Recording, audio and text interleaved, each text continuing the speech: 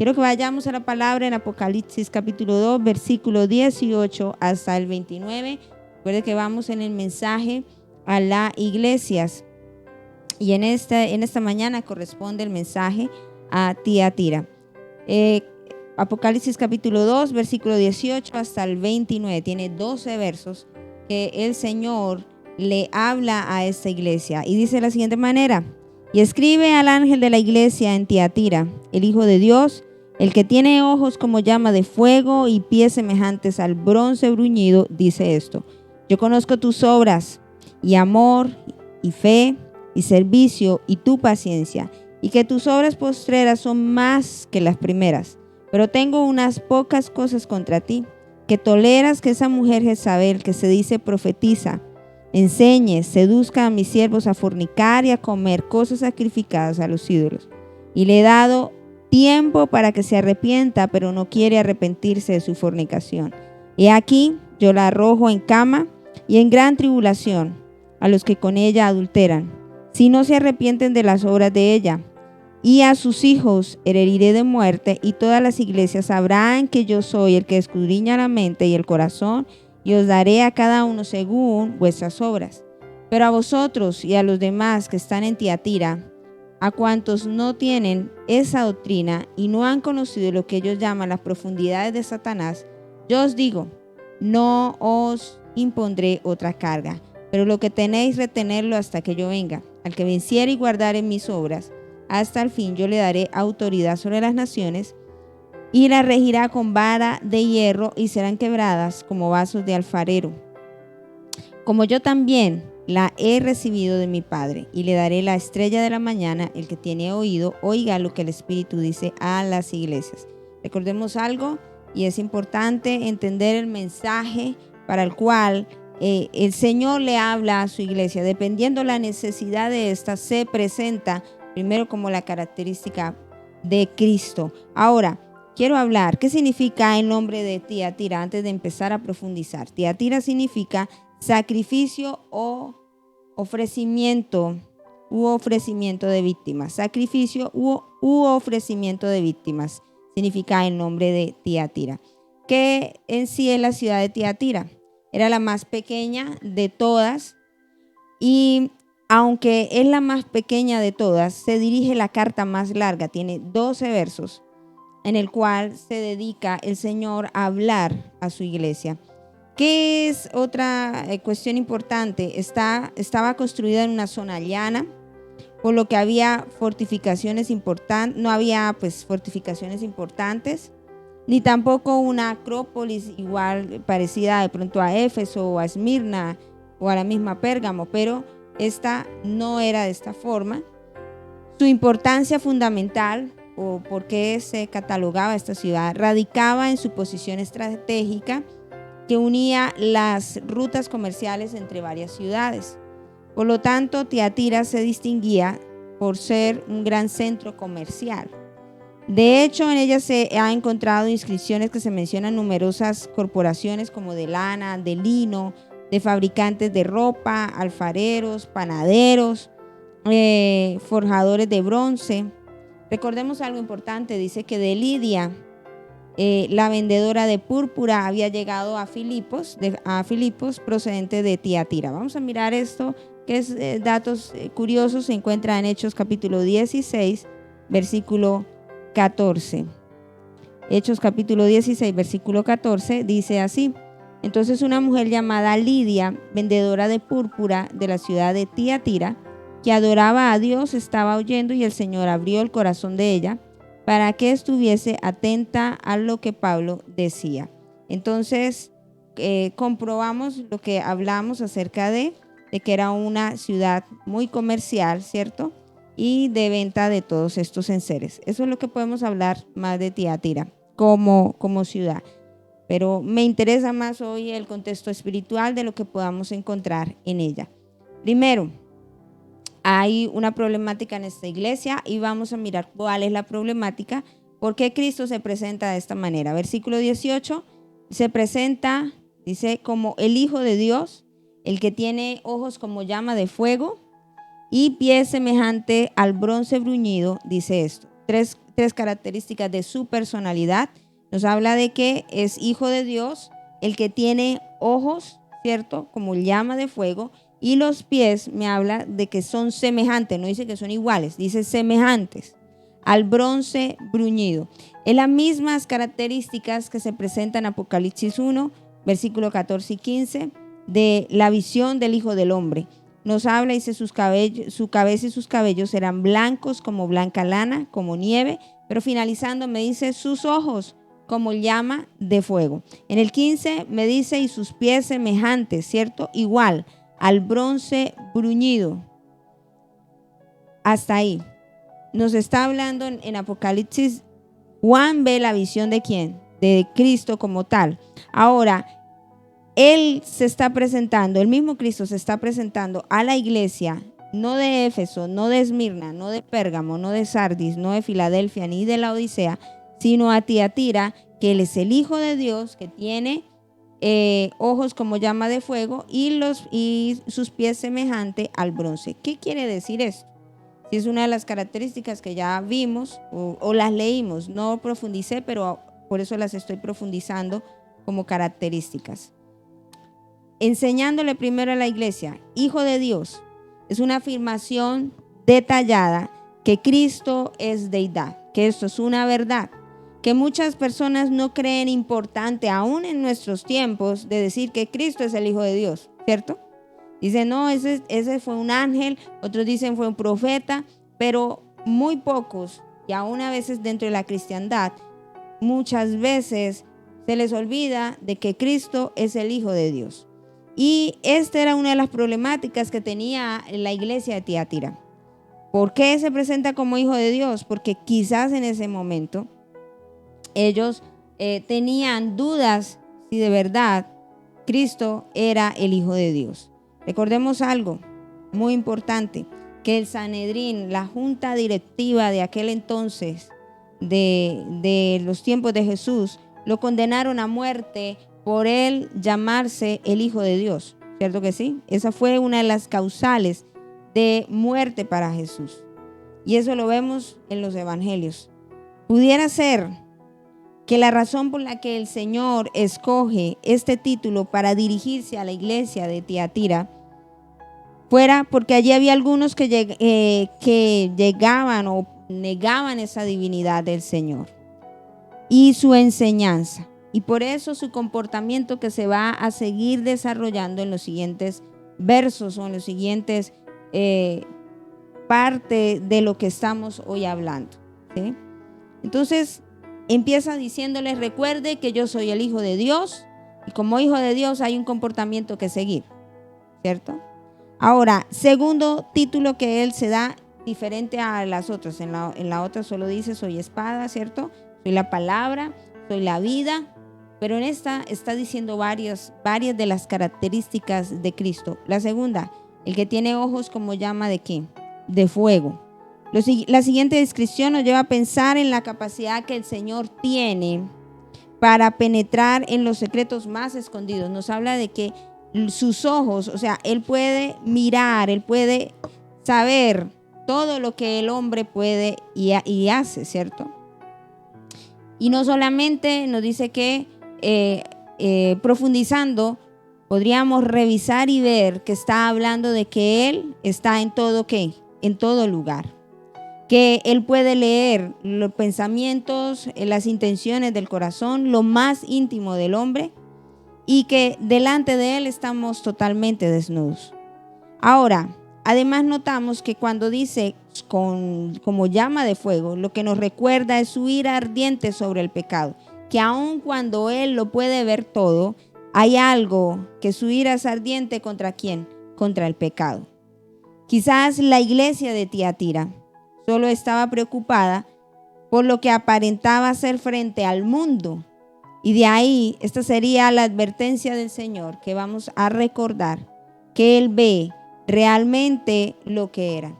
Así que les está diciendo, yo soy el Hijo de Dios, hay que seguirme, ¿cierto? Tal cual mi comportamiento, mis ojos están sobre todas las cosas, no se pueden ocultar, todo yo conozco, las intenciones, los pensamientos, todo, yo lo sé, pero aún como llama de fuego, también me está diciendo que su ira ardiente contra el pecado. Una tercera característica me habla, dice pies semejantes, no me dice que son iguales, semejantes al bronce bruñido.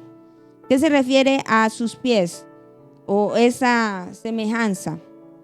Ligada también con el juicio de Dios. Recordemos un salmo que nos dice, el Salmo 110, versículo 1, que sus enemigos serán puestos por el estrado de sus pies. Eso es lo que nos dice el Salmo 110, versículo 1. Sus pies semejantes, es decir, tenían un brillo deslumbrante y parecen describirle como viniendo victorioso en juicio, dispuesto a someter bajo su autoridad a todos sus enemigos. Lo que la iglesia debía entender es que el Señor no da por buenas todas las cosas, tal como algunos parecen creer, y que su juicio sobre ellos se avecina. Es decir, lo que Cristo está diciéndole a la iglesia es que Él lo ve todo, ¿cierto? Que Él es el Hijo de Dios, pero también me está hablando del juicio y de la justicia divina. ¿Cómo podríamos llamarle a este versículo? El gobierno del Señor. Que Él es el que manda en la iglesia. Él es el que gobierna la iglesia. Y por eso vamos a ver la problemática de esta iglesia y por qué hoy el mensaje para nosotros es tan contundente y tan trascendental en nuestra vida. Y usted va a decir ¿por qué? Y las otras no, todo ha sido trascendental. Recuerde que la menorá es la luz, ¿cierto? Y que iniciamos dando una introducción de lo que debe reflejar la iglesia. La iglesia debe reflejar ¿a quién? A Cristo como tal en el amor, ¿cierto? De su carácter, pero también nos habla de una iglesia que no está conforme a hacer lo que el mundo dice y le toca quizás ser perseguida, ser pasada por la prueba, por las tribulaciones, para entender, ¿cierto? De que a veces lo que se habla o lo que se dice, muchos irán en contra, pero tendremos que defender la verdad.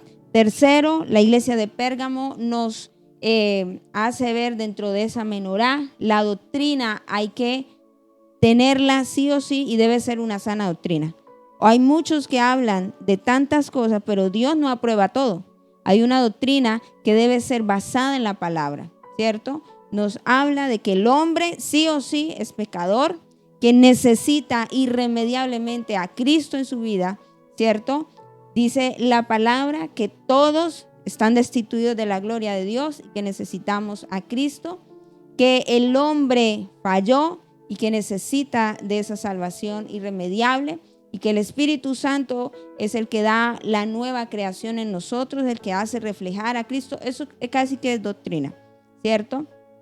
Creemos en el Padre, Hijo y Espíritu Santo, así que si hay algo diferente a lo que está escrito en esta palabra, ya sabemos que la iglesia debe defender la doctrina, no defender sus principios teológicos y pensamientos humanos, debe defender la palabra. Si la palabra me habla del matrimonio, la iglesia debe defender la doctrina del matrimonio, ¿cierto que sí? No debe pensar por ser acomodada dentro de una sociedad. Ahora se mete la iglesia cuarta, ¿cierto? Diríamos el cuarto brazo dentro de la menorá y nos habla de el gobierno, una iglesia de gobierno. Muchos piensan que el gobierno es simplemente sentarse y dictaminar leyes y dictar leyes y todo esto, pero vamos a ver cómo es el gobierno según lo que me habla esta iglesia. Entonces, nos está mostrando a Cristo y a esta iglesia como el gobierno. Ahora, el verso 19, obviamente el Señor conoce sus obras, porque Él está en todo lugar, Él todo lo sabe. Y nos habla de eso. Ahora dice, tus obras. ¿Y cuáles son las obras de esta congregación o de esta iglesia? Nos habla de qué? Amor, fe, servicio, paciencia. Y me dice que tus obras postreras son más que las primeras. Cuando está diciendo tus obras postreras son aún más que las primeras, se observa un progreso en la vida espiritual de esta iglesia. Es decir, es interesante ver, muchas iglesias comienzan con mucho ánimo y mucho brío, pero poco a poco se van desinflando y se va perdiendo realmente que vayan cambiando. Y eso es lo que el Señor les está diciendo. Conozco que realmente has tenido un progreso espiritual, pero las obras de esta iglesia me habla de amor, de fe, servicio, paciencia. Si usted mira esto, son fruto del Espíritu Santo, que es el carácter de una persona.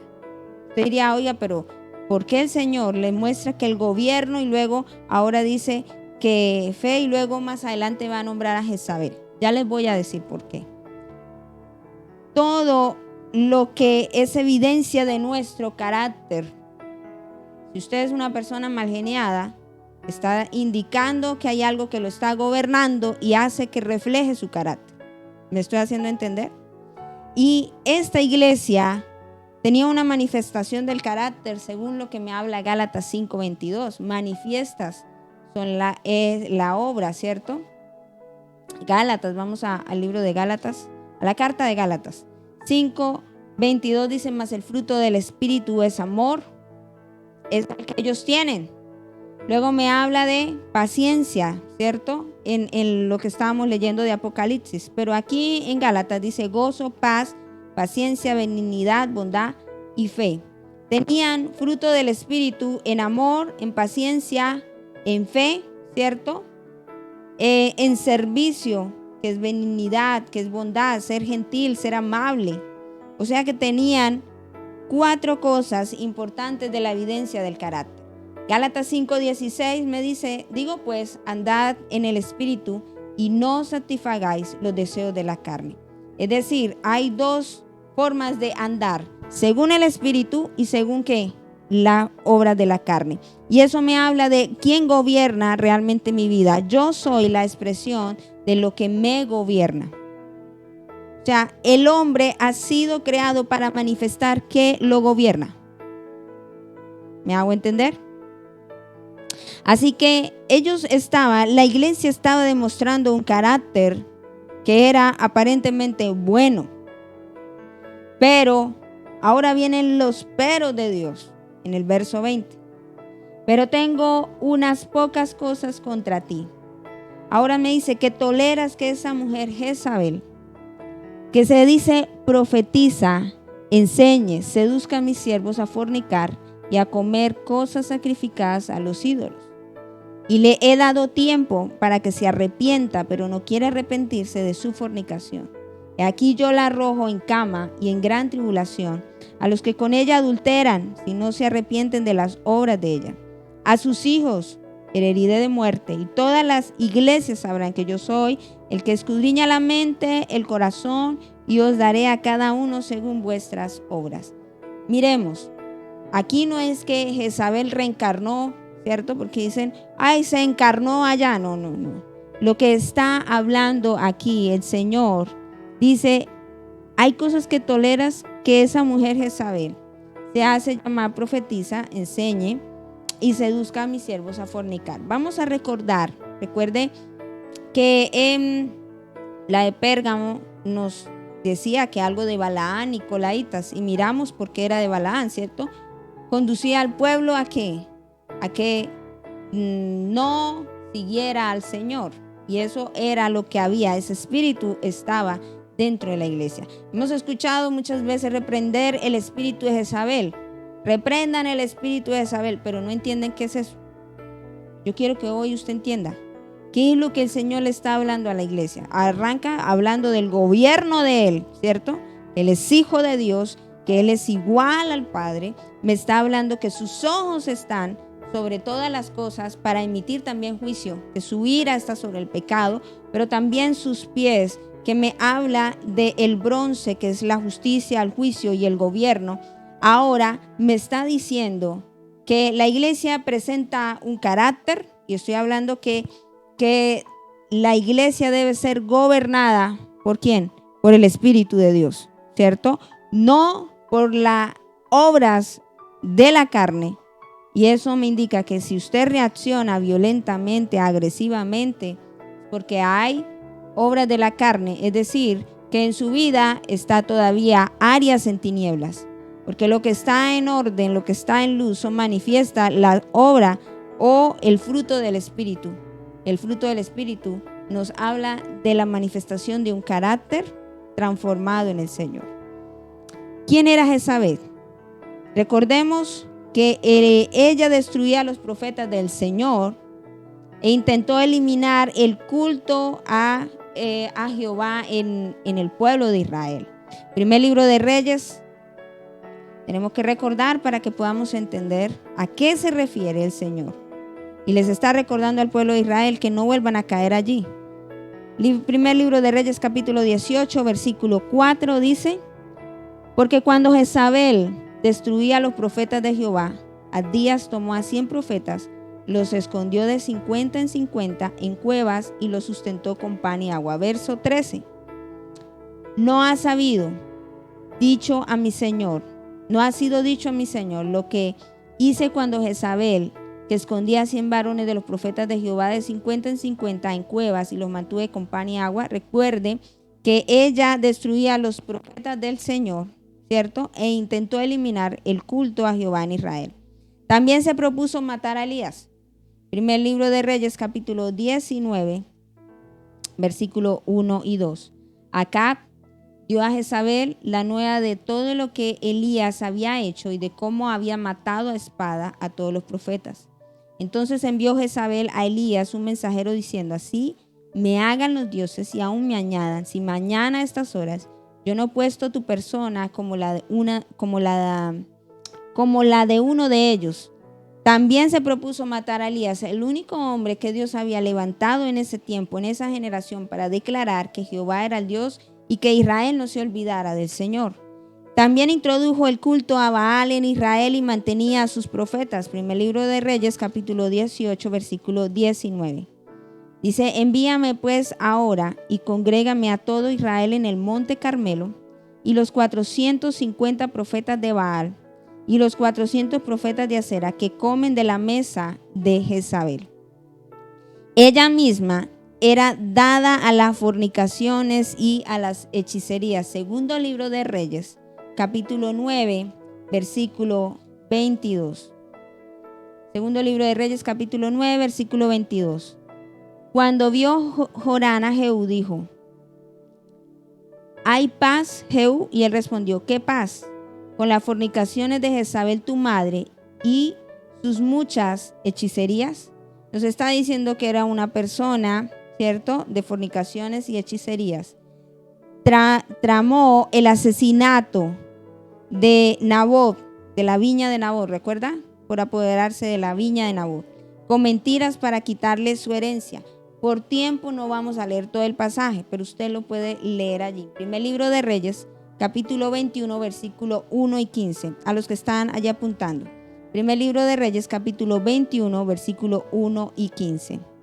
Ahora, Jezabel la comparan, ¿cierto?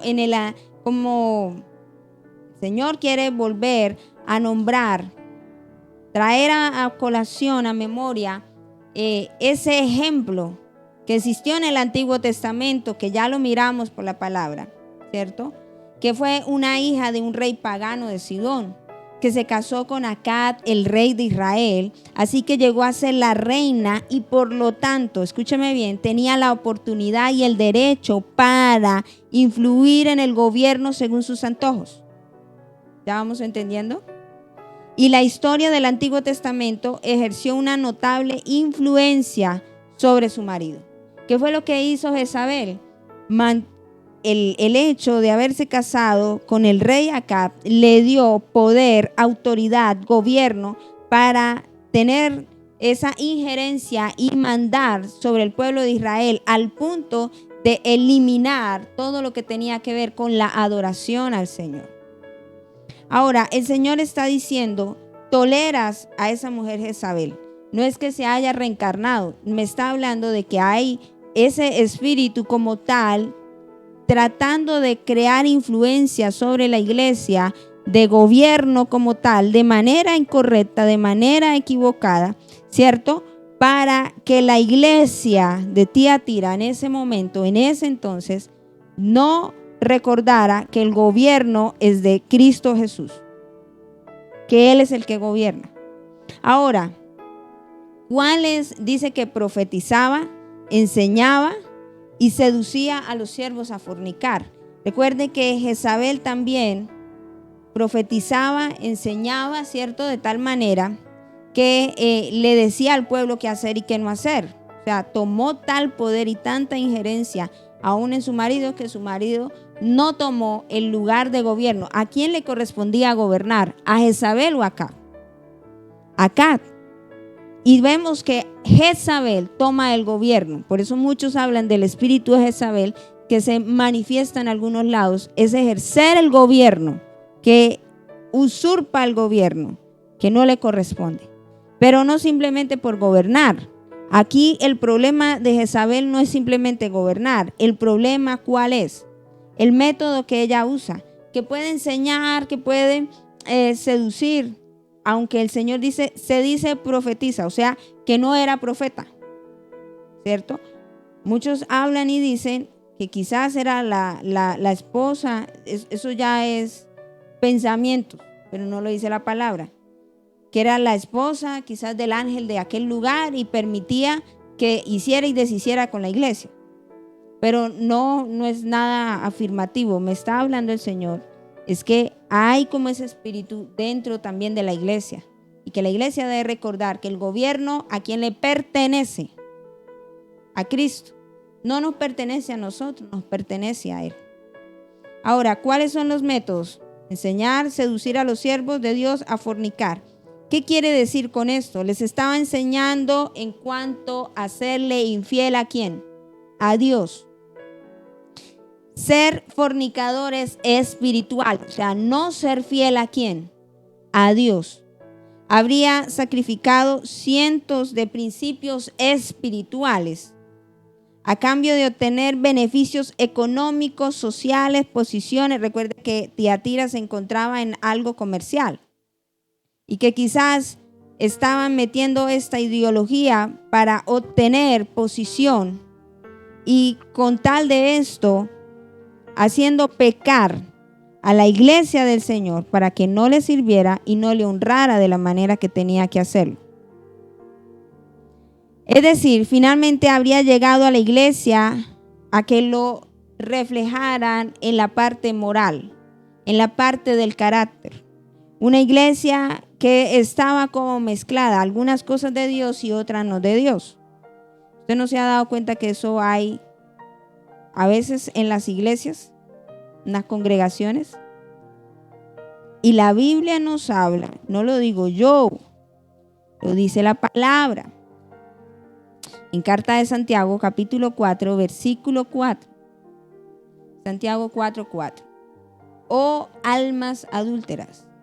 Nos está hablando de la infidelidad espiritual. Dice, ¿no sabéis que la amistad del mundo es enemistad contra Dios? Cualquiera pues que quiera ser amigo del mundo se constituye enemigo de Dios.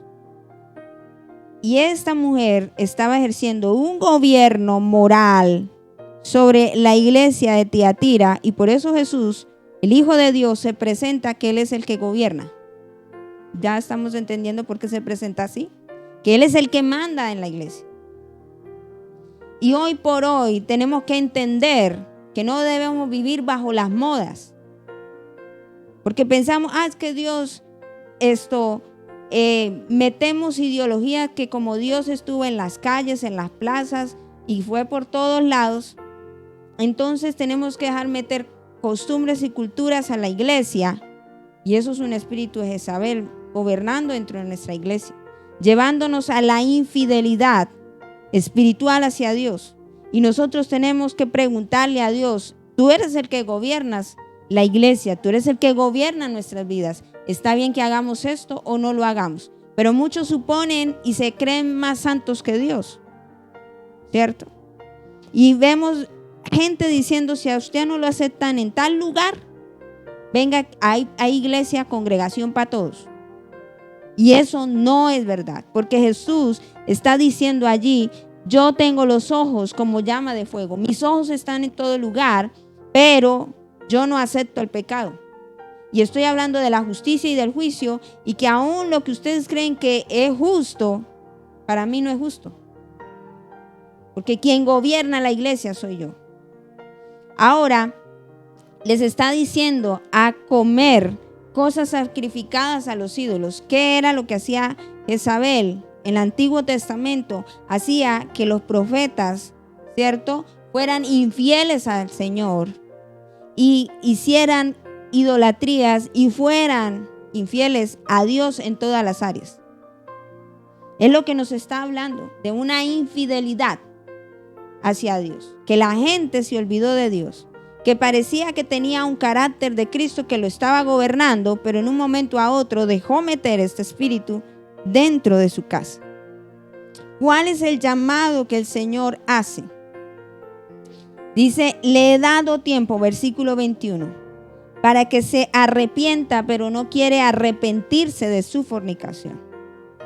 La Jezabel del Antiguo Testamento también tuvo la oportunidad de arrepentirse cuando Dios envía al profeta Elías a encontrarse con Acab y los profetas de Baal, ¿cierto?, en el monte Carmelo.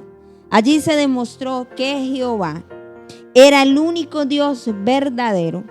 Después de esto, vemos que no quiso hacer caso y en el momento mandó a matar ¿a quién? A Elías. ¿Cierto? Dijo, a quitarle la cabeza. Así me añadan los dioses y mañana a esta hora su cabeza no está aquí. ¿Se arrepintió? No se arrepintió. También a esta le está diciendo, a esta Jezabel, de este espíritu que se metió en esta iglesia, había recibido las mismas advertencias para que se arrepintiera, pero no había querido, porque dice, y le he dado tiempo para que se arrepienta, pero no quiere arrepentirse de su fornicación, no quiere arrepentirse de su infidelidad espiritual para conmigo. En el verso 22 empieza a decir cuáles son los juicios. Y aquí yo la arrojo en cama. ¿A quién? A ese espíritu, ¿cierto? A esa parte que se estaba moviendo dentro de la iglesia. Y dice, y en gran tribulación a los que con ella adulteran, si no se arrepienten de las obras de ella. ¿Cuál es la cama? Como el lecho de enfermedad y de dolor. Por lo tanto, la cama que había sido el lugar de su pecado, ahora sería el lugar de su castigo. Lo que está diciendo el Señor es que les va a colocar enfermedades, dolores, tribulación, ¿cierto? Debe referirse también esta tribulación al adulterio espiritual. Aquellos aceptaron su enseñanza y permitieron ese pecado dentro de la iglesia. Entonces ya entendemos que ese espíritu de Jezabel quiere gobernar la iglesia metiendo ideologías, ¿cierto?, para que el pueblo le sea infiel a Dios y no honre a Dios. Y diga, no, eso Dios todo lo acepta. Es que Cristo, y todos usan a veces el nombre de Cristo. Por allí algunos usan la palabra según a su conveniencia. Y eso no está bien. En el verso 23 dice, y a sus hijos heriré de muerte. ¿A quién va a herir? ¿A los hijos de quién? La falsa doctrina había llegado a tener hijos espirituales con esa mentalidad de Jezabel. Ellos seguían los caminos de su madre y terminarían del mismo modo que ella, a no ser que se arrepintieran. Notemos las consecuencias que tiene una falsa enseñanza en la iglesia y también la responsabilidad que cada miembro tiene si la acepta. O sea, yo también participo por el hecho de congregarme en ese lugar. ¿Me estoy haciendo entender? Y nos habla de que todos también participan si no se arrepienten. ¿Por qué? Vuelve y nos dice el Señor en el verso 23.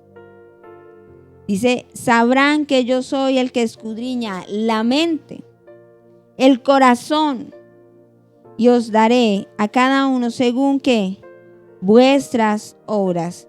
Podremos comparar ese mismo versículo con Jeremías capítulo 17, versículo 10. Jeremías capítulo 17, versículo 10. nos dice la palabra de la siguiente manera: yo, Jehová, que escudriño la mente, que pruebo el corazón, para dar a cada uno según qué, su camino, según el fruto de sus obras, según lo que lo gobierne, usted va a manifestar. Y dice que le dará el pago según el fruto de sus obras, según lo que usted dejó que gobernara su vida y su corazón. Ahora, nos está diciendo aquí, cada uno, así los líderes estuvieran enseñando algunas cosas, aunque los líderes pudieran estar enseñando malas prácticas en la iglesia de Tiatira, cada miembro sería juzgado por su implicación en el asunto. ¿Por qué? ¿Por qué les digo eso? En el verso 23 dice: y os daré a cada uno según vuestras obras. O sea que cada uno se hace responsable y que cada quien sería juzgado por este pecado, aun cuando los líderes estuviesen enseñando cosas que no son correctas. Porque el hecho de usted quedarse allí sabiendo pecados y cosas que no están bien, le hace también responsable ¿de qué? De eso, ¿cierto que sí? No lo dice la palabra. Ahora, dice en el verso 24: pero a vosotros y a los demás que están en Tiatira, a cuantos no tienen esa doctrina y no han conocido lo que ellos llaman las profundidades de Satanás, yo os digo, no os pondré otra carga. ¿Cuál es la carga que le pone el Señor? Dice: lo que tenéis, retenerlo hasta que yo venga. ¿Qué son las profundidades de Satanás? Detrás de la fachada provocativa de la mujer se escondía toda la maldad diabólica de Satanás. Y aunque pudiera parecer que participar de estos actos paganos era algo que no tenía trascendencia, para el Señor era adentrarse en el oscuro mundo de Satanás. Hay gente que dice que eso no es malo, pero ¿qué está diciéndole a la iglesia aquí? Se llama la profundidad ¿de qué? De Satanás. O sea que eso no es de Dios. ¿Qué es lo que hoy por hoy debemos pedirle al Señor? Que nos dé un espíritu de discernimiento. Porque hoy muchos predican. Hoy muchos son motivacionales. Y muy poca palabra. Son muy pocos los pastores que hablen de la verdad como tal y le dicen a la gente: esto es pecado. Y la gente que le habla del pecado no le gusta oír esos mensajes. Dice: esos mensajes no son buenos. Porque Dios es amor. Y se nos está olvidando que Él nos ama, pero también nos está diciendo que Él escudriña todo. Y les está diciendo a los que no han entrado en esa doctrina de profundidades de Satanás, que aunque parezca que no es malo, pero sí lo es, está diciendo: tengan cuidado, retener hasta que yo venga. Lo que tienen, o sea, la sana doctrina, la palabra, el gobierno de Dios ejerciendo sobre ellos, eso poco que tienen, que parece poquito, reténganlo, porque escasea. Hoy han inventado un sinnúmero de acomodaciones para que la gente se sienta acomodada para no ofenderlos. Pero me parece curioso una publicación que vi. La gente vive ofendida con Dios, ¿cierto? Pero se les olvida que ellos todo el tiempo, constantemente viven ofendiendo a Dios. Y Dios no nos llamó para que usted no se ofenda. Nos llamó para que usted se arrepienta, porque nos habla, si usted mira el mensaje a todas las iglesias, nos habla de arrepentimiento. ¿Y cuál es el arrepentimiento aquí? De que Dios es el que Cristo debe gobernar la iglesia del Señor. No es don Pepe, don Chucho, ¿cierto? No es señor Ventana, don señor no sé qué, que el último que trae el último grito de la moda, porque el nombre que es sobre todo nombre, el dueño de la iglesia es Él. Y que como pastores hemos sido llamados a administrar, pero no para señorear como si fuésemos dioses. Sí, merecemos respeto y honra, claro que sí. Pero recordar que esto es la iglesia del Señor y quien gobierna es Él. Yo no puedo poner carga sobre la gente tampoco. E inventarme que si usted no se pone, si se pone, que si hace o no hace. Yo no puedo poner carga que no está dentro de la palabra del Señor. Porque quien gobierna la iglesia es el Señor. Y muchos se enseñorean. Y el llamado de atención que le está diciendo, necesito que la iglesia, que es la luz que muestra a Cristo, tenga un excelente gobierno. ¿Y cuál es el gobierno real? Su carácter, que manifieste a Cristo. No tanto de qué comió, qué bebió, sino de su carácter, porque no haga, si se ponga, no se ponga, pero porque yo se lo dije, más no porque Cristo de verdad lo está gobernando usted y le dice qué hacer y qué no hacer. La evidencia de verdad de quien lo gobierna a usted es su carácter. Si usted es una persona que no es paciente, indica que Cristo no lo está gobernando a usted. Y Cristo quiere gobernar su iglesia. Y la forma de ser gobernados en reflejar la paciencia, ya lo miramos, es a través de la prueba. Y muchos no quieren ser probados. Nadie quiere pasar por el fuego. Pero nos habla y nos lleva a entender que si, Señor, dame paciencia. No, ya no me dé paciencia, me has dado mucha porque me la sacan. Y eso no tiene ni lo uno ni lo otro. La paciencia, ¿cómo realmente usted será esa persona calmadita y tranquilita cuando sea pasada por la prueba? Cuando le toca esperar en resolver o recibir lo que Dios prometió para usted. Y el Señor nos está diciendo hoy, retengan, permanezcan fieles en las enseñanzas y huyan de aquellas enseñanzas que llaman todo bueno. Hay gente que escucha un sinnúmero de cosas que no están en la palabra. ¿Pero por qué? Porque no le gusta leer. Ayúdate que yo te ayudaré. Amén. Lo dice el versículo Santa Sara, capítulo 1, versículo 1. ¿Cierto? En el libro de Noé usted encuentra allá que Moisés pasó con el arca. Amén. Y lloraron y gimieron que a todos metieron en el arca de Moisés. ¿Dónde está eso? En el libro de Noé. Sí, en serio. Y empiezan arrancan allá y no encuentran, porque no fue Moisés. Y no existe tal libro de Noé. Es un apócrifo. Pero no logramos entender que a esa clase de enseñanzas tenemos que huir. Pero la gente busca dónde sentirse ¿qué? Sentarse y sentirse cómoda.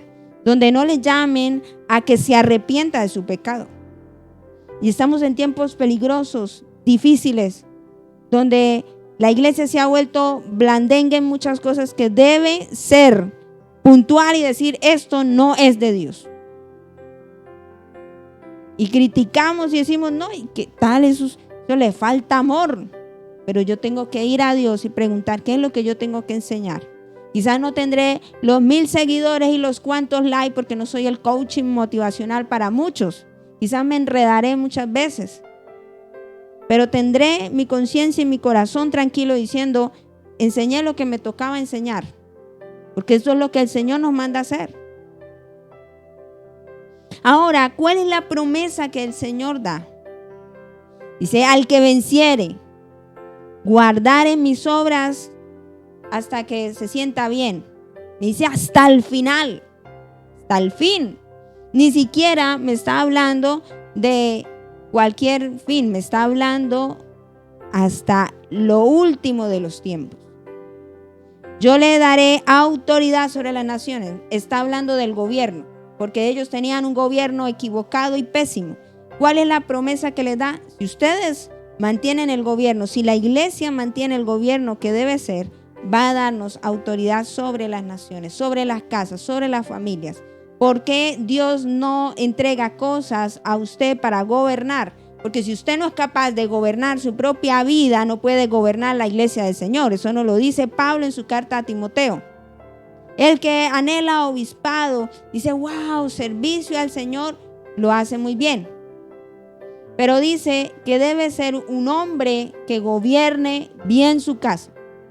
Y cuando nos habla de gobernar bien su casa, no solamente de los hijos, de la esposa, nos habla también de la propia vida.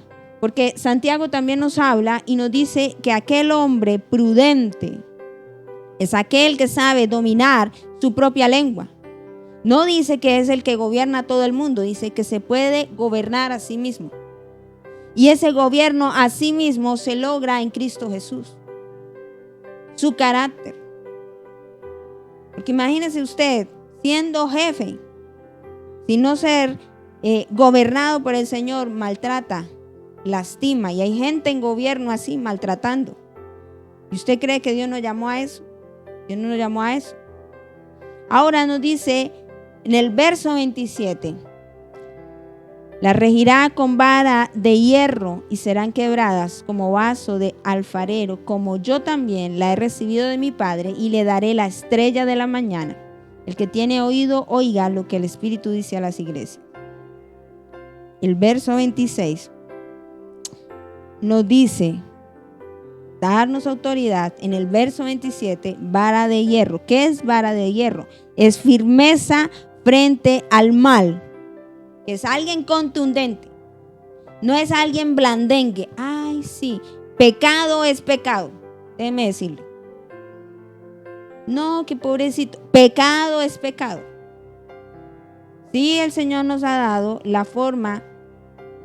Recordemos uno de los episodios que le llevan a una mujer en pecado que cometió de adulterio. Jesús no la felicita. Dice, bien hecho, mujer. Esos mundanos, sí sabemos que la estaban atacando, pero vemos la misericordia de Dios con la mujer, más no con el pecado, ¿cierto? Pero hay gente que dice, ay, pobrecita, es que ella falló porque esto y aquello y aquí, justificando. Dios no nos ha puesto de jueces ni justificadores. Dios nos ha puesto para reconciliar, pero al pecado llamarlo pecado. Jesús le habla a la mujer, le dice, vete y no peques más. No le dice, ay, es que esos fariseos son terribles. Pero congréguese conmigo, hermanita, y pare de sufrir, para que no la señalen más, ¿sí? ¿Eso fue lo que hizo Jesús? Jesús habla del pecado también en ellos para que no condenaran, pero también vemos que restaura a la mujer y hace que ella no siga en su pecado. Eso es lo que el Señor quiere que nosotros hagamos. Con firmeza frente a lo que es el mal, frente al pecado. Vaso de barro, que es hecho a pedazos con facilidad. Así el Señor juzgará a todas aquellas personas que también, dice, serán quebradas como vaso de alfarero, con facilidad. Que yo también lo he recibido de mi Padre, el juzgar, el hacer justicia. Y dice, y le daré la estrella de la mañana. Estrella de la mañana es Cristo mismo. Apocalipsis capítulo 22, versículo 16. Nos dice la palabra, yo, Jesús, he enviado mi ángel para dar testimonio de estas cosas en las iglesias. Yo soy la raíz y el linaje de David, la estrella resplandeciente ¿de quién? De la mañana. Está diciendo que Cristo es la estrella de la mañana. ¿Cómo así? ¿Qué quiero yo decir? Ya voy cerrando. Quedan 5 minuticos. ¿Qué es lo que yo quiero decir? ¿Cuál es el mensaje de la iglesia? El gobierno del Señor aparece al comienzo porque la iglesia tiene ese problema de gobierno, pero al final les está diciendo que Él, que es el gobierno, que Cristo, que es quien gobierna todas las cosas, está prometido para que sea siempre así. Que Él tiene vara de hierro, que serán quebrantadas, ¿cierto? Quebradas con facilidad. Todos aquellos que realmente no permanecieron en Él. Y le daré la estrella de la mañana, es decir, Cristo, quien gobierna todas las cosas. ¿De qué me sirve a mí hablar muy bonito si Cristo no me gobierna? ¿Cuál es el problema de la iglesia? El gobierno. ¿Cuál es el problema hoy por hoy de nuestras congregaciones? Que Dios no gobierna su vida. Lo gobierna, por eso hablamos del espíritu de Jezabel. La mujer, la mamá, el tío, el trabajo, todo lo gobierna para que se olvide de Dios y sea infiel a Dios y Dios no sea el primer lugar. Porque eso es lo que hacía Jezabel, que se olvidaran de Dios, porque cuando usted vive para Dios, ¿qué es lo que usted hará? ¿Vivirá para agradar a quién? ¿Al hombre o vivirá para agradar a Dios? Si Dios le dice, deje ese trabajo, usted lo va a dejar. ¿Por qué? Porque Dios es quien lo gobierna. Pero si lo gobierna su trabajo, ay no, ¿yo qué voy a hacer? Mi trabajito lindo, aguante humillaciones en su trabajito lindo, porque está diciendo que su trabajito lindo es quien lo gobierna. Este era el problema de la iglesia y aún permitió infidelidad, metió doctrinas, metió un poco de cosas diciendo que eso era de Dios. Y Dios quiere que la iglesia del Señor la gobierne Él. No don Ambrosio, no Coquito Curiyami, ¿cierto? Que fue el último grito de la moda. No, que lo gobierne ¿quién? Cristo Jesús. ¿Quién debe gobernar nuestras vidas? Él. ¿Cómo sé que me está gobernando? Cuando usted refleja en su carácter la evidencia, no de las obras de la carne. Porque, vamos otra vez a Gálatas 5. Gálatas 5, versículo 16.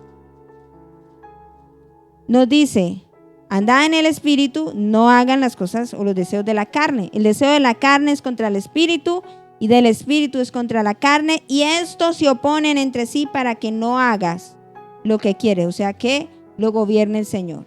Pero si sois guiados por el espíritu, no estás bajo la ley. ¿Cuáles son las obras de la carne? Adulterio, fornicación, inmundicia. ¿Cuál era el problema de la iglesia allí en Tiatira? El adulterio y la fornicación. O sea que había una evidencia que quien gobernaba era el espíritu de Jezabel y no el espíritu de Dios. Por eso él se presenta y dice, yo soy quien gobierna la iglesia. Soy el Hijo de Dios, quien pagó precio de sangre por mi iglesia. Que mi justicia, mi gobierno es como el bronce bruñido, o sea que no hay en él alteración, y que sus ojos están en todo lugar como llama de fuego para decir que es pecado y que no lo es. Amén. Padre, te damos gracias en esta mañana por esta palabra que tú acabas de hablar a nuestro corazón. Si el mensaje de la iglesia de Tiatira, el problema era el gobierno, Señor, y te presentas diciendo, necesito gobernar la iglesia, que esto sea una verdad de nosotros. Gobierna, Señor, nuestro ser. No es fácil, Señor, porque manifiestas la obra del Espíritu, Señor, es el carácter de amor, gozo, paz, paciencia, servicio, Señor, que es benignidad, bondad, fe, todas estas cosas, Señor. Y tú no quieres que seamos gobernados parcialmente, en algunas cosas sí, en otras no. Tú quieres, Señor, que el gobierno sea total. Por eso termina este pasaje diciendo que nos darás la estrella de la mañana, es decir, Cristo, quien lo gobierna todo, en todos. Padre, hoy oro para que realmente en nuestra casa quien gobierne no sea simplemente una ideología de alguien cualquiera, Señor, sino sea tu nombre. Tú gobierna, tú lleva esta obra, lleva la familia de esta casa, Señor. Y todos los que hoy han escuchado esta palabra y este mensaje realmente sean avivados en su corazón para que tú les gobiernes en todas las cosas. En el nombre de Jesús. Amén y amén.